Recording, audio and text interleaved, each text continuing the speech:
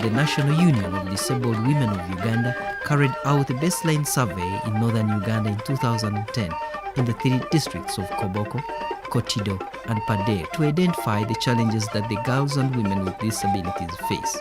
It has been realized that this gender-based violence has a very big impact on their lives, being that it has intersectional impact on their disability and gender, and also looking at the social status and the economic status in the community. The strategic objectives of the GBV project were to enhance the capacity of women and girls with disabilities in self-protection, to strengthen the capacity of the district associations to effectively coordinate the gender-based violence project, to strengthen networking and collaboration with stakeholders engaged in the prevention of gender-based violence for a joint advocacy at all levels, and to strengthen institutional and technical capacity of Nuwodu to effectively implement its mission and vision. This project has a very strong component of using the social approach, where we look at the capacity of the women and creating awareness within the communities, and also working together with the service providers to understand the needs and challenges of women with disabilities within these areas. The presence of Nuwodu's Women with Disabilities Associations at the district and community levels is very instrumental in managing the GBV project. I'm the chairperson of Padua. For us, when the Nuwodu came to Pade, they sensitized us on gender-based violence. Then from there, we went back up to the village. We started fighting against gender-based violence. With the help of police, the moment we take the cases to them, they don't undermine us. They go straight to look for the perpetrator. They began with the capacity building. We were trained from town council. The training was not only for girls and women. They trained even the police officers. We were training them. They should know their rights. For example, now, you, a woman with disability, if you have been abused or your husband has produced with you children and he ignores those children, he doesn't feed them, doesn't take them to school, or he beats you, you should not keep quiet with that message. You have to take the report to police. Since the inception of the project, a number of achievements have been registered. Unlike before from the training, the police officers are now receptive, and as a result, a number of cases have been reported and registered at the police and in the courts of law. When you come to the issues of reporting, from the time of Nuwodu in the district, not only the disabled woman and girl can report, but even some other person can report where a woman with a disability is suffering because of gender-based violence. Following a tip-off from a neighbor, a manure was discovered. This is my daughter. Of course, somebody reported. The police came here. I told them the child is sick. It's not a deliberate move that I have confined her. She's sick and disabled. We learned about this girl just recently, that she's kept indoors for 15 years. We are really very sorry. A girl which could be very useful for us.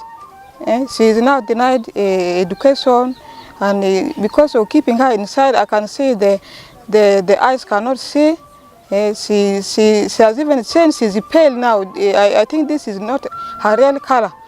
Keeping such a child in indoors, that is like putting somebody in prison. That is denying her right of actual being with the community, playing with the children, and even exposing her to the outside world. Violence against women and girls with disabilities happen mostly at home, and that is a place where women and girls with disabilities are supposed to feel safest.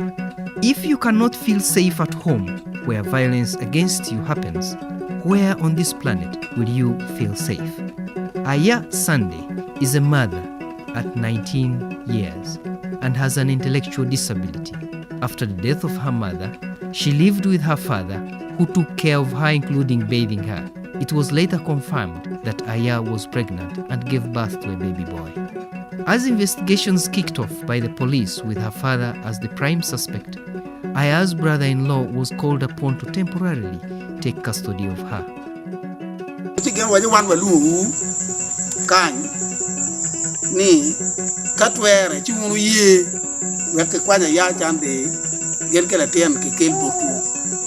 Yen kun muje mete kingo kinwaro le tienne magi dwo muje pa jo kachani uber maram week chiel kikeno chono report ni muje kwano rwenyo.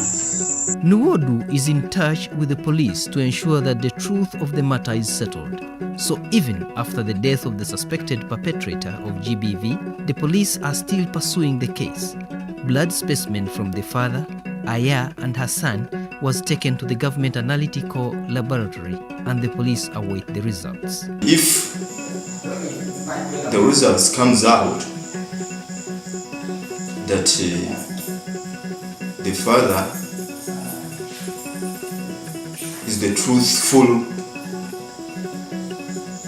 father of the baby, then we shall resubmit the file to state attorney for advice.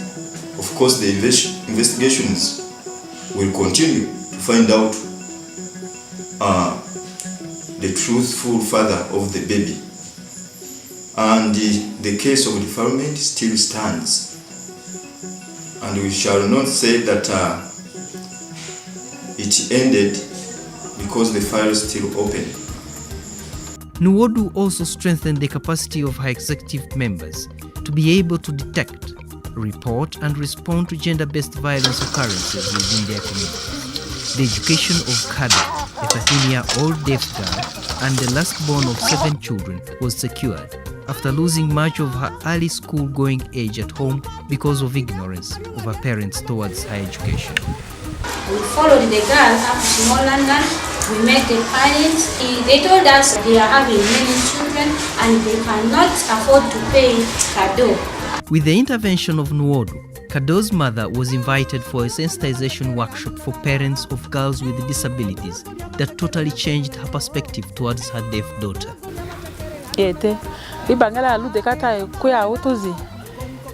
Na doke kujuna gadi ya kusuku ngiro na school ya woto zikatai beri bangala maiti na tirumi we ngiro na ya school na jo lusa de togola galu de ya rumi na gadi ngiro na kuisku school ko tingero ku school aya ibona ilu bangede kata duga tai na gadi ngiro na gana de ku metele pe toto ku ngaji na ga togola ga ya rumi lo ku metele pe toto ku ngaji la ga ya yumudo kilo ku ile metele pe ata itigana ngaji la ga ya yumudo kilo adi ilu bangede togola galu de kata ya togola na gadi ngaji naga bekende kini ngun lo tikindai odo mana gedi medini do adi ngaji kude kata naga kunu yude do beniona atika tejola golo atika na goda ko nyola ko nyadu na ngiro nyola nagadi dugadi kulatana kende ko kona be ngutulu gele atika tejola ko mie bedi betina na berona ilu bangede kata na ramba ati kulana gadi bedi togola mairumbi ndu de bana na donga na adi kungira ngirna gadi na imerle pe na gadi muna konda toro kuna de aku goda ko na de na gadi ngaji ngir naga ina da goda to ko ngaji dekini bedi male pe libere sukulu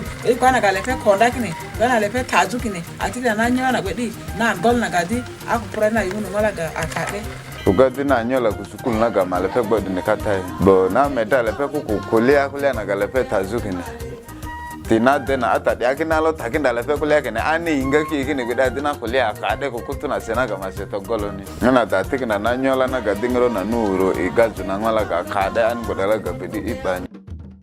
In pursuing Nuwodu's vision of a society where women and girls with disabilities live dignified lives, strengthening strategic partnerships through training, networking and collaboration will go a long way in ensuring sustainability of efforts geared towards the prevention of GBV against women and girls with disabilities. I'm really very, very happy to receive the training and even the knowledge itself. We undermined the disabled people, thinking that they are useless in the community. But to my dismay, because of the training, it was really a big mistake that we have done in the past. We have left these people behind, not cater for them. As a religious leader of this Muslim community, I want to go out and sensitize people to stop this kind of violence to our disabled and to our vulnerable people who are suffering because of us. Working with the police has enhanced the way gender-based violence cases are handled related to women and girls with disabilities. Training that Nuwodu has been having with the police, both at the district level and all the police posts in charges, were trained. So whatsoever case reported at the sub-county level or at the post level, the OCs there already have the knowledge which they achieved from the Nuwodu trainings time to time when they have come here. So whatsoever they fail to handle at the post level, they have always referred them to the main station. What we can't handle at the police level, we push to court. However, there are some challenges met in implementing the project. The continuous adjournment of court is affecting the struggle to curb gender-based violence amongst girls and women with disabilities. The main delays are experienced at the High Court. Conclusion of cases drags a lot. Justice delayed is justice denied. The inability to communicate effectively has also fueled GBV. It highly affects the deaf and people with intellectual disabilities who cannot effectively express themselves. However, not all hope is lost. Much as we have been facing a number of challenges, we shall continue striving to protect their rights, to advocate for their rights, and to create awareness of their rights until we achieve a society where women and girls with disabilities enjoy their full rights and potentials.